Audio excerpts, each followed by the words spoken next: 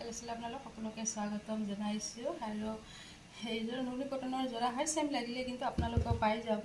আৰু কাষ্টমাৰক এনেকৈ মানে ৰেডি কৰি দিব পাৰিলে খুবেই বেছি ধুনীয়া লাগে, হয়নে নহয়? চাওক ইয়াত ধুনীয়াকৈ ৰেডি কৰি দিছোঁ। আৰু ব্লাউজ যিহেতু নিছিলোঁ, ব্লাউজ পিচটো এনেকৈ ৰাখিয়ে দিছোঁ।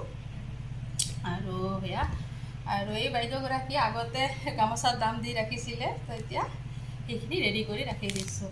মানে যেতিয়া কাষ্টমাৰক এনেকৈ ধুনীয়াকৈ কাপোৰখিনি দিব পাৰোঁ, তেতিয়া মনটো বহুতেই বেছি ভাল লাগে, হয়নে নহয়? চ' আপোনালোকে আহি যাব, যিসকলে কাবাৰী কালেকশ্যনত ভিজিট কৰা নাই আহি যাব।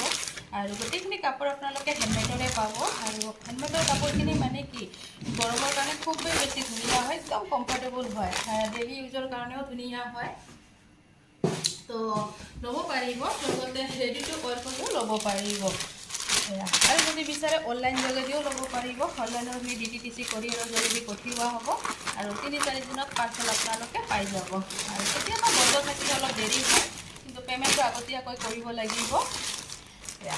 হৈ গ'ল ৰেডি। ধন্যবাদ।